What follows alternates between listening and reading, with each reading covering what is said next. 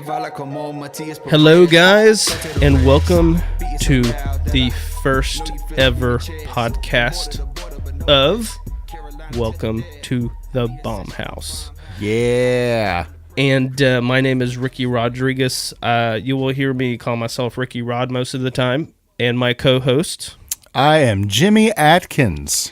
So me and Jimmy go way back. Yeah. But I got the podcast bug this past couple of years. Jimmy has been a podcast enthusiast for a while, right? Yeah, a few years now. Yep. Yeah. So we thought it would be interesting to do something a little bit different. Now, we are podcasting. We're recording from my recording studio. We live in a town called Morganton, North Carolina. Actually, Jimmy's from the Caldwell County area, which is adjacent to us. Yeah. Now, Morganton is it's like becoming a mini Asheville. Yeah. Yeah, like, it is. I mean, just a mile from my house, I think we have two breweries. Some of the most popular breweries in the state are here. We got some amazing restaurants, and it's just turned into a mini Asheville. Yeah. Would you say that? Got a definite boho feel. Yes. and we have been here for many years, and we've watched it hit some low points. Yeah. A lot of people don't remember, but not even 10 years ago, this part of the state had the highest unemployment in the state. Yeah. And it was not pretty. It was not pretty. And it was nice to watch this area change, right? And it's become more of a tourist area. Again, a mini Asheville. There's some neat things happening, right? Yeah, it's super cool to live in an area that has seen that kind of bottom out. Yes. And then rebuild a little bit. I wonder if a lot of that has to do with just being just west of Hickory, the furniture trade. Absolutely. Kind of going out. I think, absolutely. When furniture left here, like the last of it left in 2007, 2008. And since then, it's just forced our leadership in this area to really change from a manufacturing mindset to a tourism, mindset. And it's been great. So we wanted to have a podcast to sort of introduce ourselves and talk about what we wanted to do and what our goals are. I think our initial goal is to do about 6 podcasts this year. We want to make them high quality. Sure. And we want to provide a different perspective, especially, in our area. We are surrounded by amazing talent. Yeah, absolutely. It is insane, the amount of musical talent we have in this area. And just a little bit about myself. I'm a producer. I mix music and record music for a living, and play guitar. And as I've been here, we've lived in Morganton. I think me and my family have lived in Morganton well over 20 years. Yeah. So I know a lot of musicians. I know the creatives.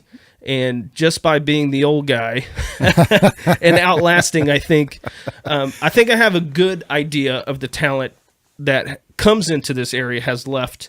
And when we start talking about it, it will blow people's minds. Oh, yeah. Yeah, absolutely. People think about bluegrass. They think about that, and bluegrass is huge here. Mm-hmm. But there's so much more. It's incredible. It's incredible, the artists and talent we have here.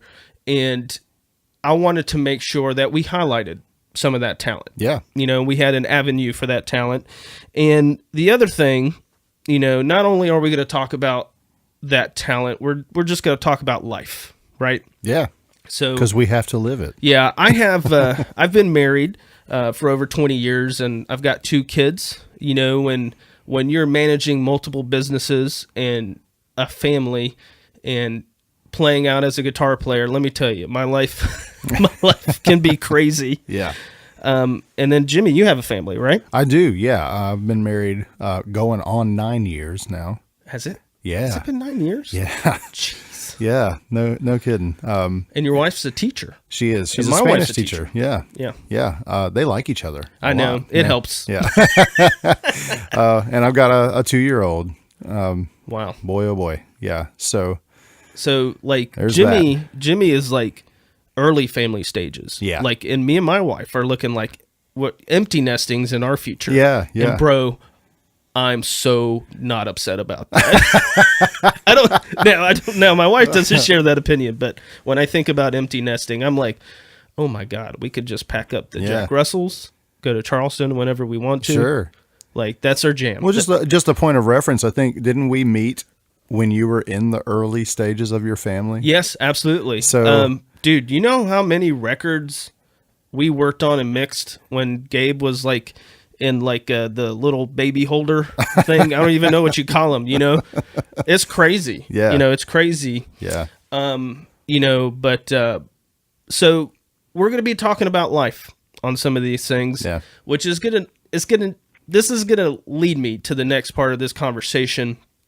And it's the one that I struggle with the most. And I'll be honest with you. I talked to my wife about this weekend, but something that's a part of our culture that's ingrained in us is our faith. Yeah. And in fact, aren't you in ministry? Yeah. I'm a worship pastor at a church that's out here in Granite Falls. Yep. So, and Jimmy, you grew up in ministry, correct? I did, yeah. My dad, as long as I can remember, has always been in some form of ministry vocationally.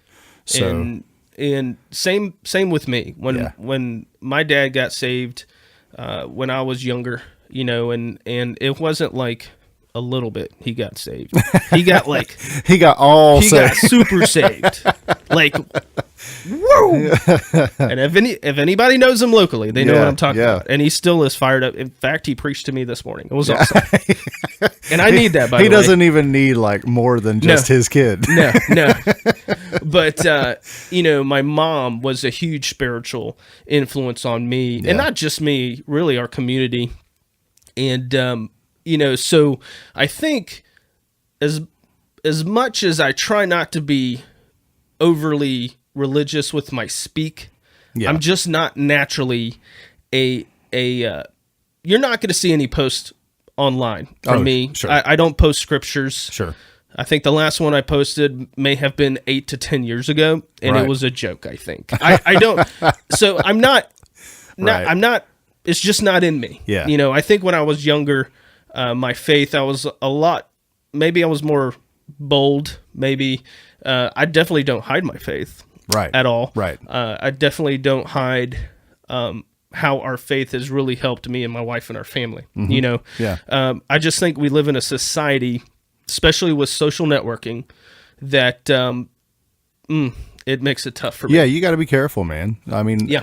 like because of where I am, and honestly, I'm a little bit opposite to you, not crazy opposite or anything, but every now and again I will post something. Yep. But you have to be super careful about what you post. Yeah. So that you don't incite some kind of stupid online riot, you know. The bottom line is, I'm just going to throw it out there. The Christian world's insane. Oh boy. Christian, now please don't get offended. Please don't get offended, but let's just be honest. Oh, sure. Growing up, the last thing I wanted to do was marry a Pentecostal woman. Right? Like I grew up in this church and I was thinking, dear God, there's no way. There's no way. Now, every woman just threw their phone podcast listening to this, but I'm just telling you me. Yeah. Okay. Except for my wife. She's laughing. I went Baptist, right? Yeah. I found the girl that was going to the most liberal Baptist church in town. I didn't know it at the time. Yeah. You know, I've learned it over the years. You know, we have a liberal Baptist church in Morganton, and it's awesome. They're actually, I would love to have Fred on here, one of the pastors there. He's great. But so back to the faith thing. I wanted to be careful not to corner us into just that. Sure. So yeah. We will have pastors on this podcast. Mm-hmm. We will have Christian artists, but at the same time, we will have artists that are not believers, right, or struggling with their faith. Yeah. And that may not always be the topic of conversation. Oh yeah. Yeah. So, but which leads us to the next thing: language. Right? Isn't there a podcast that cusses? Right. Bum bum bum. Right. What's the podcast that uses Christians that cuss? Is that? Oh yeah. Like, yeah. I don't. I've heard a couple of those episodes. I have. Well, listen, I'm around musicians all the time, so sure. we are not choir boys. Okay, so whatever. But so we did discuss this, right? Yeah. And you decided you're not using bad language. Oh yeah. I Jimmy's think like, I think "No." I texted you that. Yes, you did. Hi, my name's Jimmy Atkins. Welcome to the Bombhouse. I won't be cursing. Yeah. But some people on here might be. So, and that includes me. However, I'll try to stick to like biblical cuss words. All right. Okay. There's biblical cuss words. Yeah. Okay. It's there. It's just not a popular thing to do in our area and our culture. Oh, yeah. At least in the South, we're in the Bible Belt, and it's not. And I want to be sensitive to people that do listen to this podcast. And particularly from around here. Yeah, absolutely. Yeah. So I think what we're going to do, if we do have a guest that the language gets a little crazy, we're going to warn you at the beginning of every podcast if there is bad language. Sure. Yeah. And we'll just be like, hey, you may want to put your headphones on if your kids are around. Or if you just can't handle it, then that's fine. Sure. You don't have to listen to that podcast. Yeah. But you may be missing something that may change your life. Yeah. I don't know. You might be. Exactly. But we will have guests that will probably use bad language, and we'll just warn you beforehand. Yeah. I think that's the safest thing. I do want to be sensitive to our audience and the people that listen to us. Yeah. And maybe I can get a cue card that says "Quit cussing" on it. And I'll just if it gets too bad, I'll just throw it up there like, hey. Well, like I have thought like about some sort of swear jar. Like not really not a literal jar. Yeah. But something, and maybe we can use that to fundraise for a nonprofit this year. I don't know. I don't know. Just he works all things together. You never know. So I'm just saying, like, if somebody has a great idea about this, please contact us. Let us know, because I don't know, if we have X amount of cuss words, maybe we can fundraise some money for it and then put it towards a good cause. Yeah. That is hilarious, and it might work. I don't. Again, listen, we're new to this. We're winging it. Yeah. So and my idea was literally, hey, let's just figure out a plan, right? And it may change in the future. I don't know, but I think it's important that we have dialogue about certain issues. You won't hear me talk anything about politics. Yeah. In my opinion, that automatically cuts off half of your audience. Sure. And there are podcasts for that. Yeah, absolutely. So you won't hear a lot of that stuff from us and from me personally. Yeah. Now again, one-on-one, we're having a taco. I may bring up some things, but listen, one of my best friends he's so vocal online with his political beliefs, and I respect it. Yeah. I really do respect him for doing that. But what it attracts, I'm not interested in what it attracts. Yeah. Right? Yeah. So we're probably not going to dive into a lot of that stuff. And again, it will probably rear its head every once in a while. It is in our culture. Yeah. When social networking is like the necessary evil right now. And it bothers me sometimes. Yeah. It really does. Well, I'll have another cue card for that too. Oh, that's good. I'm going to have like a whole pack of cue cards. Yeah. Well, we'll let you know. We'll let you kidding. know when he's using the cue card. But, and then the last thing I really wanted to just jump in, going back to the music thing. Yeah. Is that music is just a part of our life. Oh, absolutely. Like I can just tell you that I have geeked out over music since I've been very young. Mm-hmm. Like I'm talking, I would steal, I was a kid in the 80s. I'm an old guy, and I would steal my brother's cassettes. I'm talking like Dokken, Striper, all the 80s metal stuff. Yeah. And I was obsessed with how those records were made. Like I just remember thinking about that, as a kid, and realizing that every record sounded different. Like the vocals would sound different, or the drums would sound so different. So you were into the inner workings there immediately. Like it wasn't just even like, I remember I spent a summer. My dad sold. I was like, Dad, sell the 3-wheelers. We had 3-wheelers at the time, not 4-wheelers. Yeah, they didn't care about our safety. So we had 3-wheelers. I was like, sell the 3-wheelers. I want a drum set, and that's what we did, and I spent that summer learning like Stripers to Hell with the Devil record on drums. Heck yeah, man. Like, because my dad had he had a room in our house and he had studio gear, you know, and I just remember listening to that record going, my drums don't sound like that. Right. And then I remember we had a music center, which is still in Lenore, by the way, managed by some good friends of ours. And I heard the first electronic drum set I had ever heard. And I was like, oh my God. Right? Yeah. Of course, later did we know that electronic drum sets were doo-doo butts. Doo-doo butts. Like not even. Yeah. I was like, Dad, we got to get that thing. But it turned out to be a mistake. But because of the sounds. Exactly. Right. Which led me to my first drum machine. Okay. Yes. And that drum machine changed my life. I was able to jam and write riffs, and that's basically all I did my teenage years. That's all I cared about was music. Yeah, man. So what about you? What got you into music? Man, my little brother Mike, maybe he'll come on sometime. Little brother Mike. I absolutely want Mike on here. For y'all that don't know, Jimmy has, what do you have? I have 2 brothers. Younger and older. They're both younger. They're both younger than I am. Yep. But Mike is he's only 4 years younger than me, and then Daniel is like 13 years younger than me. They're all redheads. And they're both drummers. Yes. Like amazing drummers. That y'all's family. It's those dudes kind of I got left out on that rhythm kind of thing. Now, I've always felt your family you sort of hold a special part in my heart. I love your dad, and your dad's energy is awesome. But Mike, I know we're deviating a little bit from the music thing, but we'll get back to it because we're going to get there. We're going to get to this. But how old were you guys when I met you? When you met me, I want to say that I was 21 maybe. Wow. That's 20 or 21. Because Mike, I think, was still a teenager. I think. Yeah, I'm trying to remember. The first time he tracked drums at the studio, he may have been like 16 or 17.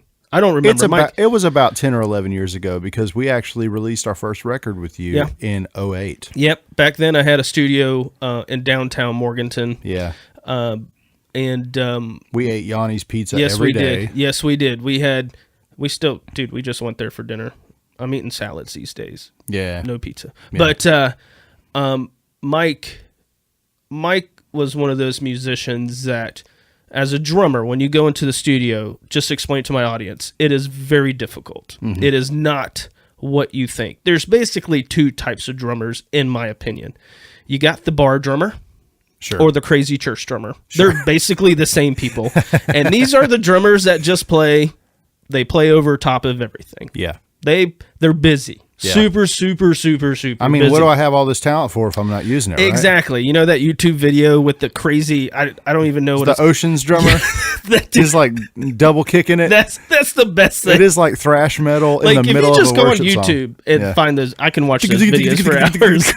So, but basically, that's exactly what you do not want. Correct. In the studio. Correct. And Mike just instantly got it. And I put him on a click track, which is the other nightmare for musicians. We had to learn that. Yeah, but dude, there was no adjustment for him. Yeah, we used to call him, before we met you, we used to tell people that, he started way younger, and he was kind of like that prodigy drummer kid. Yeah. And he always Did he play with what worship artist did he play with as a kid? Oh man, his claim to fame I think is Don Moen. He go. He should tell us about that. We'll let him tell the story.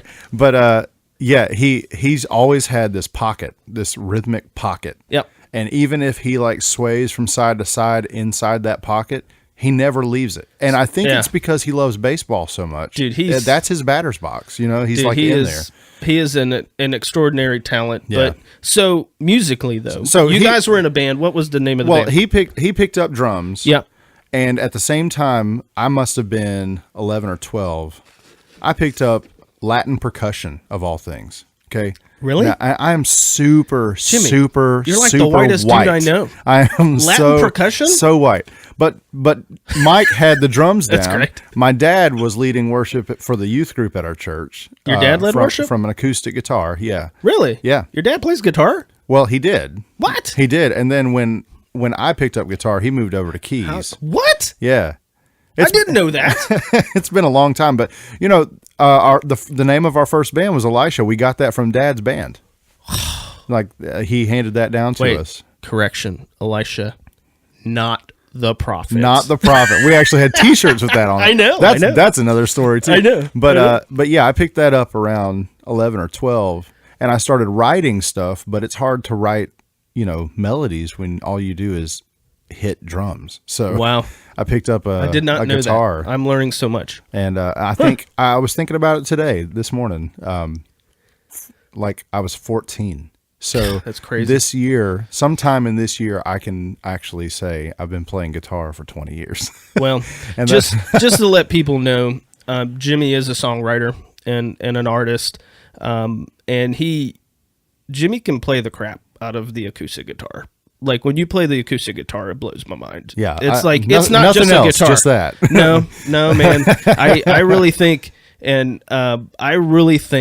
that the last couple of years, your songwriting, you've really found a voice. You really have. You've really found like it's gotten more folky. Yeah, it has. It has. And again, you know, we're talking about this music, and we're going to release links out. I want people to hear what you're doing. You know, I think it's important.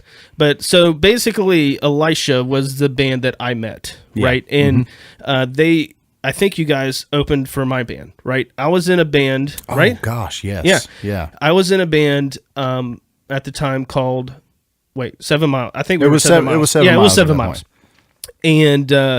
And locally, again, we're going to refer to a lot of stuff locally, but in this area, and really regionally, 7 Miles was quite successful, I think, as an independent band. And that'll be a discussion, I think, we'll probably have the main guy from that here eventually, and we can talk about it. But that was a band I was a part of. I was only really into two things I really loved. You know, there was a band I was in earlier as a young man called Four Man Furnace. Oh, yeah. Built some amazing relationships. Still friends with all those guys. That band technically never broke up. Uh-oh. You know, but we never really released anything. It was just, when you're in a band and you're trying to do the band thing, that band, like, those dudes are still my best friends, you know. Yeah. But, that band in particular, basically, we were part of the early 90s, mid-90s change in music, especially in Christian music. There was a label called Tooth and Nail. I think Tooth and Nail's still out, but at the time, Tooth and Nail was an entirely independent label. Yeah. And we would just open up for the Tooth and Nail bands. Yeah. That would come over from the West Coast. Most of the bands were from Seattle, or the Washington State area. So, we were there for like the early MXPX days. Oh, wow. There was a band called Sometime Sunday that to this day, I still listen to those records. And I think they had a hidden track where the drummer said a cuss word on it. And it caused mass chaos back in those days. Because back in those days, you could only buy that kind of stuff at a store called the Carpenter Shop up in Asheville. Do you remember that store? I don't. Yeah, it was. That must have been before my time. Well, I'm an old dude, but like as a kid, that's where we would have to go buy CDs because the Christian bookstores around here were doo-doo butts. I'm going to use that word a lot, but they were, sorry. But they just didn't carry good music, and we had to go up to Asheville to get it. So that was my background. Like, I was a part of this group that we were a little bit rebellious. We were making Christian music that sounded like Alice in Chains and Smashing Pumpkins. Yeah. And we were learning, and I still love thinking about that time and how much I learned. And at the same time, I was like recording demos for songs, and I had a 4-track, and we were booking time in a studio in Statesville. I had a 1-inch tape machine, and man, that dude was awesome. Ken was great. And we were learning, learning what it takes to do what we wanted to do. And at the same time, there were some harsh realities. We realized that a lot of these bands that we were friends with were also broke. Yeah. And, back then they would, Tooth and Nail would fax you an offer. And if that offer was over $300, most bands would just take it, literally. Yeah. And I don't want to get into that right now, but basically, when, being a young man in this band, and trying to learn our way, we realized that, all these bands we looked up to were broke and miserable. Right. In the Christian music industry. Oh, yeah. And something you will learn. And something we will talk to you probably in the future on this podcast is there's huge differences in the mainstream world of music and the Christian world. Mm-hmm. Huge. Night and day. Yeah. Night and day. We're talking money, everything. It's just not even, it's crazy. Yeah. Even as much as the industry has changed over the years, which it really has. But for me, as a musician and being into music, that time I really cherished, And right. So when I met Benton Blunt was the singer for 7 Miles. I met some best friends there, still keep up with most of those guys. But very close. We're very close. And again, that was another learning experience for me, and it was fun. It was fun to do. But at the same time, I was producing. I was recording, and I was recording like everything I could get my hands on. Oh, sure. That I thought was interesting. And let me tell you, you guys were awesome. But it was just like watching a band grow up in front of me. And that's what it was. I was actually gonna point out that everything we've done, recording wise, everything I've done has actually been here, minus like 1 or 2 little things. That's crazy. That the public don't know about or need to know about. That's crazy. That's crazy. Well, I'm very thankful for that, man. Yeah, Thank you. I appreciate that. But absolutely. But again, I don't, as a producer, I'm not your typical producer. No. I don't. I realize in certain situations I just need to be the quiet member of the band and just sort of help steer the ship. Yeah. Certain situations I have to be more heavy-handed with the direction of an artist or a song. Mm-hmm. And then sometimes I realized I just need to sort of sit back and let that band not only figure things out, but be who you guys are. Yeah.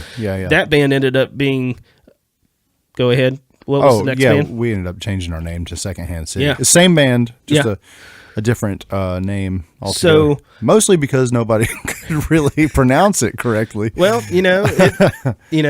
every band goes through that phase. Yeah. Like, I don't know what it is about band names. I get the thing with Elisha to Elijah. Yeah. I get that. Yeah. But when they straight up call you Jeremiah or Isaiah or Ezekiel or something like that. Man, we were called. Man. It's just funny. You just didn't pay attention to the flyer. Promoters or pastors, because at the time it was usually we were playing at churches, man. They had no clue. Yeah. It was the craziest thing, man. So let's talk about the talent that's in your band, okay? Wow. So there's this dude named Jake Bigelow. Oh Lord. Who will probably never get on here because he won't do this. He's probably going to punch me in the face for talking about him. Sorry, Jake. I love you. Jake, man. Jake started off with us with some bare knowledge of acoustic guitar. Yeah. And transferred that to bass and just held down the low end. And he's arguably... in my opinion, he's one of my top 3 favorite bass players. Absolutely. The dude can play bass. Yeah, man. He's he he lives it. You know what I mean? Like It's crazy. Even in the rest of his life, I know that. And he's somewhere sort of in like his mind, MacGyver, right? Yeah, he's dude. like the dude that can do anything. Yeah, he absolutely I wouldn't can. want to tick him off. I think he could kill me and totally get away with it. I think the two things that I can tell you with certainty about Jake are that he's an amazing bass guitarist. Yes. And two, he knows things that you don't know because he goes places online you won't go. Yes. He does, you know what man. I mean? He's in the zombie apocalypse, I'm beelining for Jake. So we got super talented bass player who is awesome and plugged in arguably at one of the most popular churches in the country now in Charlotte, North Carolina, at Elevation Church. Yeah. And he's killing it. He's ripping it. He's just awesome. And he's in a great band too. Yeah. And there'll be more about that. Sure. So that was your bass player. So who was your drummer? Your drummer was Mike. your brother, Mike. Yeah, so okay, you got Mike, who we've already established is an insanely talented musician and drummer, and so that's two killer dudes who are in the Charlotte area. Yeah. And then there's the quiet guy, Josh Lanier. Josh Lanier. Yeah. Josh, he was my friend from, before I think I even have memories. Like his dad and my dad you guys were in a band together. So what kind of band was your dad in? This whole thing about your dad playing stuff is so blowing my mind. Elisha used to be like just a blues rock kind of thing, but it was ahead of its time. Wow. You know? And I don't That's just crazy. say that because he's my dad. He had some killer songs. That's awesome. But they just they were just before that sound became popular. Yeah. And I guess they just had to go different ways or whatever. But Dexter, Josh's dad, and my dad were in that band together, and then we grew up together. Wow. Moved away. When you when first meet Josh, if you're listening, he may be embarrassed, but we love him. So when you meet Josh, the two things that come to your mind is, wow, this human looks really good. He's a good-looking human, right? This is the model of humanity. He looks like a rock star. Yeah, he does. He literally, his hair, the way he dresses. I'm like, my God, he's already a rock star. You don't even need to know how to play or sing anything, man. No, you just put him in your band. Yeah. Because all the Christian chicks, crazy Pentecostal chicks will just go to him. They're like, I've been praying for Mr. Right, and he's right there in front of me. There you go. He's Mr. Right there in front of me. He's married, by the way, ladies. He is. Married and happy. Yeah. So happy. Josh, guitar player, Yeah. right? And not only is he a good guitar player, we come to find out he's an excellent songwriter.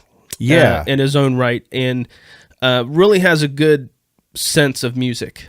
That's what I was going to point out. He's, at first glance on stage, if you were to see us, you would have thought, okay, he plays guitar, he plays a little bit of keys, he does some background vocals. But really, Josh, he thinks in music. Yeah. So he was actually one of our best production guys. He was. He was like, this needs to go here, this needs to go here. I remember tracking guitars with him, and just now, music is not so much guitar driven these days. Yeah. I don't hide guitars in my productions, nor do I hide them in my mixes. And we don't apologize. And for I that. know, absolutely. I could give a rip, to be honest. So working on whatever songs we were working on, there may have been some Christmas stuff that he just, there is some excellent Christmas stuff you guys have put out. And, but he just crushed it on that track. Oh yeah. And, he's just, again, another talent, and that's, I wanted to talk about the talent in your band, because this is just like a handful of people that are from this area, right? That have gone on to influence some pretty big things. Josh is playing guitar in South Carolina. He married arguably one of the best female vocalists I've ever heard. Yeah. Allie's amazing. Yeah. And they're doing music together, and they're down there doing work for a killer church, and plugged in, and they do some stuff for me, some conferences and things for me. And not only are they good friends, but again, crazy talented. Just crazy. Another example of just the talent that we have in this area. And people are like, well, Ricky, are these all just Christian artists? How come there's no mainstream artist? Well, let me tell you about the mainstream music in this area. Okay. It doesn't really exist in Western North Carolina, at least in our area. Okay. So what are we talking about mainstream music? It's not Christian music. Okay. Sure. It kills me to say that because in my opinion, music is music. Period. Yeah. And if it's good, it's good. Yeah. And if it's got a heartfelt, sincere message, it's like when I listen to John Lennon's music, I can hear the passion in his solo music. Absolutely. And it's out there. It's a little weird, but the passion is where I think I connect with things like a band like U2 and Bono. Yeah. And so it kills me sometimes to categorize music, and I will always complain about that. So, but when we talk about mainstream music, though, and the people that is it why is Christian music so big here? Blah blah blah. Well, it's not that it's just Christian music. It's just that most mainstream bands in this area started as bar bands. Yeah. Right. Yeah. And I've had a studio here for God knows how many years, and bar bands really only need to record like 3 or 4 cover songs, and I don't see them again. Just to prove that they do it. Yeah. Just to give it to promoter to get a show at a bar, and so out of that, there's just not much creativity from mainstream bands. In the Christian world, you've got bands writing a lot of original music, and that still exists, in some form. And a lot of that has moved to songwriters, So I do work with a lot of singer-songwriters. Some of them, I would say less than half of my work is Christian work these days. I do a lot of mainstream work. And what's happened is over the years is that I'm working with a lot of singer-songwriters. Yeah. So I'm working with songwriters that write country, that write pop, write a little bit of everything, So, we're talking about the influence of music in this area. And the fact is we have a lot of writers here. Yeah. And we have a lot of talent. We've had so much talent come from this area. It's just nobody really talks about it. Yeah. Like, nobody like. Well, there's a disparity between this area and cities. Yeah. Where cities have tons and tons of venues. But, okay. That are like listening rooms. That doesn't apply in Charlotte, though. Like, Charlotte, as big of a city as that is, I know a lot of those bands. I work with a lot of those younger bands, and they're still struggling to find things. Now, there's some cool things starting to happen with some friends of mine. They've started to put an indie label together, and it's awesome to see that. But even in a city like Charlotte, it's tough. It's tough. Yeah. I think now it's tough anyway. Yeah. But what I was actually getting at is more like we have the talent here. Yep. But you don't have, other than bars and restaurants and things like that, well, you don't have a whole lot of places to play for people to listen to you. Yeah, let's be honest. Churches don't know what to do with talent. That's absolutely. They have no clue. I think that's correct. I mean, it is. We live in an area. Again, I don't want to hurt anybody's feelings, but when we talk about church, people get really, they get really strange about it. Sure. Different things. And in my experience, I'm a contract musician. I get to play at a lot of different churches. Mm-hmm. I think I've seen everything. Yeah. Well, I thought I saw everything until last week before last, when Elevation did their anniversary. They did an anniversary weekend and brought John Gray and brought in they brought in a lot of gospel musicians who I did not know. Mm-hmm. I knew Israel Houghton, however you pronounce his name. I know him. Yeah. I knew his stuff, and some of the other guys I had to ask who they were. Yeah. And but they had church. Yeah. And it was like black gospel church. Mm-hmm.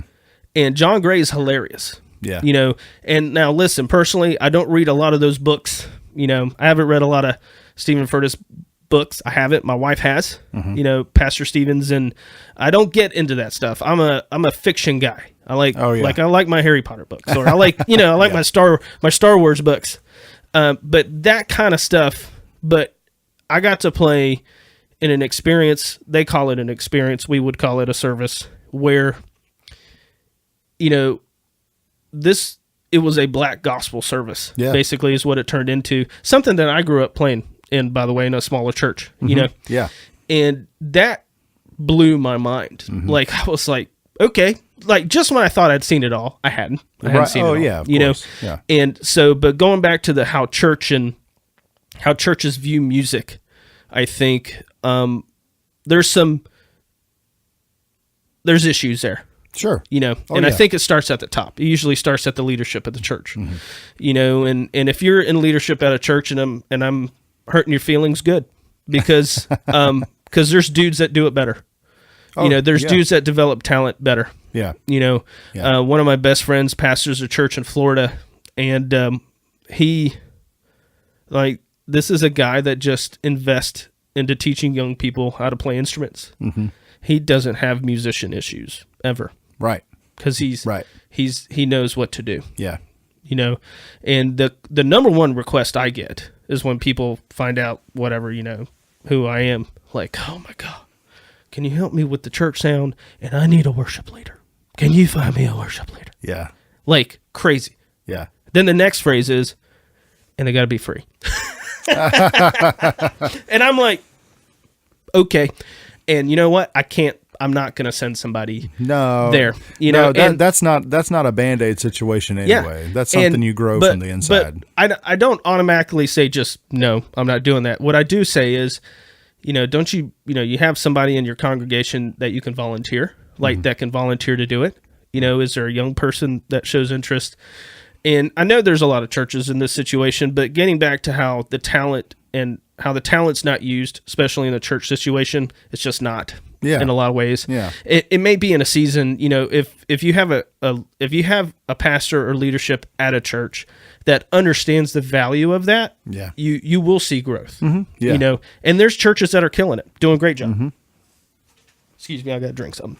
But yeah, there are churches crushing it, and they're all over the country, and I've gotten to meet these guys, but I can tell you, even the big churches are still struggling to get musicians. Oh yeah, even the popular ones, man. Yeah. It's not. And if you're a musician that's listening to this podcast, let me give you some advice. Right? Don't be a douchebag. Number one. That's a good life rule, right? Yeah, there. in general, but I don't know what it is about musicians, man, but it's the dude, like I'm a guitar player, right? And I have a pedal board. We all have us guitar players, we nerd out about our gear, right? Sure, that's the whole thing. That's the whole chase. And we'll probably have some podcasts about gear. But it's always funny when a dude comes over, looks at my board and just goes, where's your volume pedal?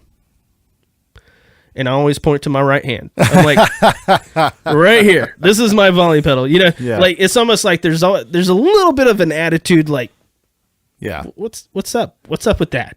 You've got an incomplete board here. Yeah, it's not right. How can I play in the church without a volume pedal? Oh my God! Back in the day, if you didn't have an EBO, you couldn't worship. I know, right? You remember those days? Oh boy! It was originally the church pad. Yeah. We didn't have keyboards doing pads. No, and you had to tie it to your mic stand with a string. With a string, and you had to pull it. It was the hip thing to do because you couldn't just easily. So if you don't know what an EBO is, Google it and go get one because they're actually really cool. They're really rad. Yeah. I think Delirious used to use EBOs a lot. I think everybody used to use EBOs a lot. I used them all the time. I had to stop myself. That and the wah pedal. I had to stop myself from both of those things. So, but talking about musicians, right? Like, and it doesn't matter if you're in a mainstream band or playing in a bar band or playing for a songwriter or playing for a church. Just be a good dude. Yeah. Be a good girl. Yeah. Just have fun. Hang with your team. Yeah. And come prepared. Yeah. And ask questions. It's okay. It's okay to text the worship leader or whoever the music director is. Yeah. It's cool to come in prepared because really that's going to be the best place you're going to learn how to be a better worship leader, better vocalist, and a better musician. Oh yeah. Because it's guaranteed, bro. It's every weekend, and there's different levels. But I'm going to tell you now, if you want to be a better musician, you hang out with better musicians than you. Oh yeah. Like, period. Yes, you do. One of my favorite examples are the drummers that I bring into the studio. I really only have two. And both of them provide a different feel to my, not my music, but the people I'm producing. Yeah. You know? Yeah. And they're just better musicians than me. They don't, I don't think they know it, you know? Oh, sure. And that's the best kind. Yeah. They're just stupid. Like stupid good. Yeah. You know? Yeah. And there's amazing guitar players out there. I'm not belittling guitar players. I think guitar players, the way I look at guitar players is a little bit different, you know? But there's certain things you can't hide. Yeah. Drummers, and then the bass player second. Yeah. And the reason those guys are always here is, number one, they're humble and their talent is stupid. Yeah. It's just, they just make the records better. They make the songs better. You know, so, you know, which goes to talent. Like, I do think churches struggle with keeping talent. I think it's always going to be an issue until they figure it out. Yeah. You know? Yeah.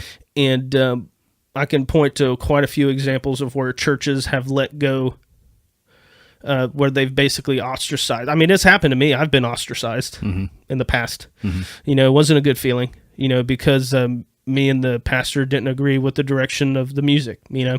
Yeah. And I learned so much from that situation. And I sort of, even in the back of my mind, I knew that situation could become negative, right? Yeah. And I'm not bitter about it, but I always think about that stuff as a learning lesson. Yeah. Like, yeah. you know, a teaching moment for myself and even my family. Yeah. You know, absolutely. when it comes to finding a place where your family fits, where you fit, you know, but sometimes you get thrown a curveball that you didn't see coming. Yeah. And that curveball for me was Elevation Church. Like, I did not see that coming for me, you know, and for those of you that just prefer to read your news off of social media and the Babylon Bee, I'm sure you have a lot of fun opinions about Elevation Church. And you can have them. That's great, because the Christian community is wonderful at bashing the ever-living snot out of each other. Yeah. You know, I choose never to have that conversation. You know, I just won't. Yeah. I think you couldn't pay me enough money to be in leadership of a mega church. There's no way. Yeah. No way. I have so much respect for what they're trying to do. Something different is what it is. Yeah. And that's the bottom line. You know, either you like it or don't. That's cool. You know, but just don't go crazy. Yeah. You know, that's what Babylon Bee, I love. They make me laugh. But I think some people, every once in a while, I'll see somebody forward one of their articles and be like, oh, look at this.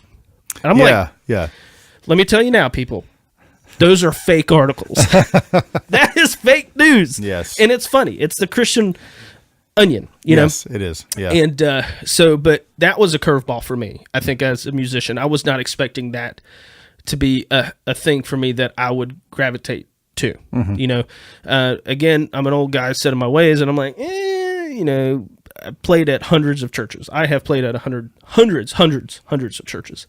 But I found a place that fits for me. Yeah. As a musician. Yeah. And it's not for everybody. That let me tell you right now, that culture at a big church, being a musician, that may not be for you.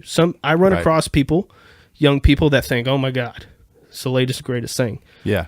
Once you get in there, you realize it's still just church. One of my good friends said that over Christmas. Like, it's still church, man.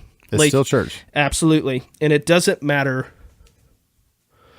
I know the production looks crazy big. A lot of these places, it's still, every much is still church. Yeah. You know, and for me as a musician, I found something that I enjoy.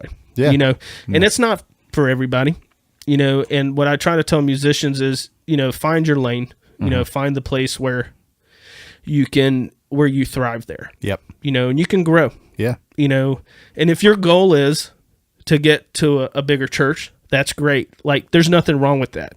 I'm going to tell you that right now. Sure. Your pastor's never going to tell you that. And your worship leader will never tell you that. Yeah. But if you're getting better and if you're working at it and you have a bigger goal for yourself, go for it. Yeah. If you fail, it happens. Whatever. But you got to go for it, man. Like, you can't let the excuses hold you back. Yeah. You know, and if you do want to learn, if I can name hundreds, well, maybe not hundreds, but a lot of musicians that just didn't have the maybe the confidence, right, in their ability. Yeah. And then they just become monsters, right? And so as a musician, and especially it does, again, this works in any situation, but specifically in a church situation, I think that you need to find your lane, get along with your peeps, come prepared, all the good stuff. Yeah. It's simple. Yeah, it absolutely is. And I think there's always mystique, right? Yeah. Like people are like, oh man, I heard y'all have water slides where people baptize. Like, it's funny. You always get funny questions, from people, and I laugh at that stuff, and I always try to be truthful in my answer. I'm like, yeah, no. But again, in the Christian community, it's people are very quick to bash, and you're never going to see that from us. Yeah. Yeah. We're not going to do that. We're not supposed to do that anyway. No, absolutely not. And we're not. Show kindness. Yeah. And we're going to be an example of how people are treated, and that includes pastors that are here, churches that are mentioned.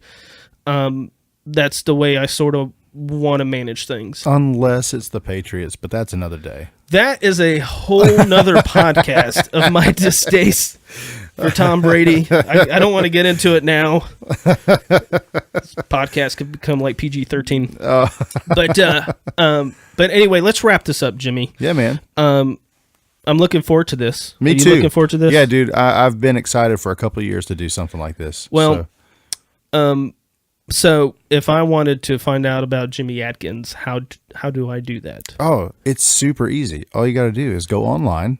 Oh, yeah. And into the interwebs. Preach it. And go to jimmyatkinsmusic.com. There you go. Now, wait. I have to mention one thing. You have a wonderful, luscious beard. Oh, thank you. I think I see like one gray hair. Is that one gray hair? No, there's several white ones in there. Join the club, bro. Join the club. I'm on my way. So what do you do with beards? You should talk about to that. help supplement my family's income, because I am a worship pastor at a smaller congregation. Yeah. And I'm a musician. We're going to talk about that down the road too. I needed something that was helping a little more. And it turns out, I like to grow a beard. Yeah. So I take care of my beard using stuff that I make. Yeah. Like beard so oils, what's the name of it? Balms. It's called Ruddy Man Beard Company. And you're on Facebook, right? Is that am. the biggest?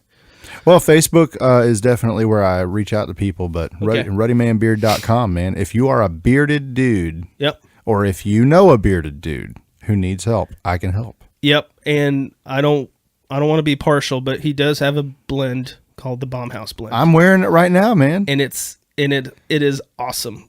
It is awesome. It is the coolest thing.